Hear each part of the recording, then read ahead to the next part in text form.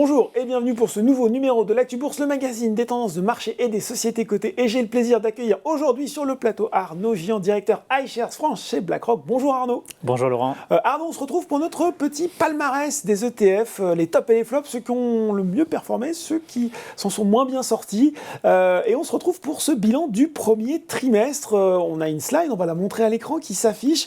Quand on la regarde, on se dit tiens, bizarre, j'ai déjà vu certains de ces noms dans le palmarès précédent qu'on avait fait, sauf qu'ils ont parfois changé de sens. Oui, tout à fait, ça arrive en fait quand on regarde les performances, il faut vraiment analyser, il y a un certain nombre de valeurs et de secteurs qui peuvent être sur une tendance plutôt structurelle de long terme et d'autres qui peuvent être un petit peu plus volatiles avec ce qu'on appelle des fois des retours à la moyenne, donc un excès de valorisation dans un sens, on va retrouver dans l'autre sens. Et effectivement, sur la liste, vous retrouvez notamment la Turquie qui était dans le meilleur dans les meilleurs sur l'année 2022 et inversement, vous allez retrouver des valeurs technologiques qui étaient plutôt chahutées en 2022.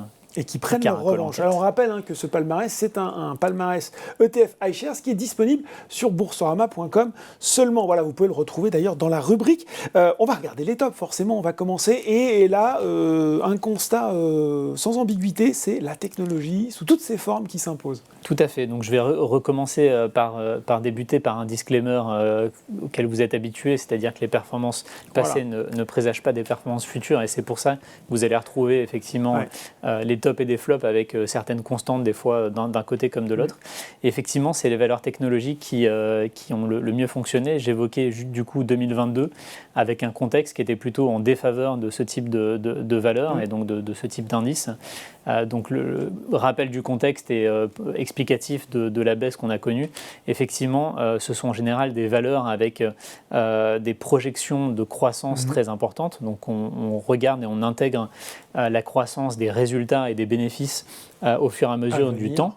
Et donc pour essayer de schématiser, on avait une croissance qui était globalement de l'ordre de 6-7% sur ces valeurs technologiques, lorsqu'on avait des taux d'intérêt qui étaient de l'ordre de 1%, donc il y avait quand même un gain relatif qui était intéressant. Maintenant, on est probablement toujours sur ces trajectoires où peut-être que le 7 est devenu 6, c'est pas vraiment le problème, c'est plutôt en fait la partie taux. Et donc sachant qu'on n'est plus à 1%, mais on est plutôt à 4 ou 5%, notamment aux États-Unis, cette attractivité est moindre.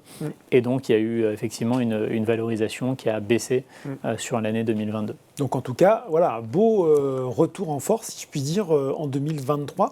On va peut-être pas rentrer dans le détail de chacun des trackers, on va peut-être s'arrêter sur le premier iShares Blockchain Technology. Est-ce que vous pouvez nous en dire un petit peu plus sur cet ETF ? Oui, en fait, si vous voulez, c'est le contexte global. Donc, sans rentrer dans les détails, donc j'explique que les valeurs technologiques ont mieux performé aussi parce qu'en 2023, on a l'effet taux, la remontée des taux qui est plutôt derrière nous, ou en tout cas qui est plutôt intégrée. Donc, c'est le premier facteur.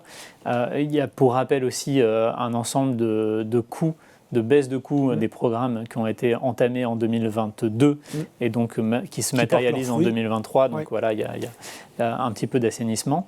Je dirais ensuite, quand on regarde sur le palmarès, il y a un deuxième effet, c'est que la réouverture du marché chinois, avec la reprise de certaines commandes, notamment sur le marché des puces, des semi-conducteurs, qui explique aussi la bonne performance du numéro 2 du classement. Et enfin, ce numéro premier, sur la première marche du podium, on va retrouver la blockchain. Pourquoi la blockchain ? Vous vous souvenez qu'il y a 3 mois, on a vu effectivement la faillite de FTX, avec beaucoup de remous. Depuis, en fait, FTX, c'était une société courtier dans les crypto-monnaies. Crypto-monnaies qui aussi a connu un rebond assez spectaculaire.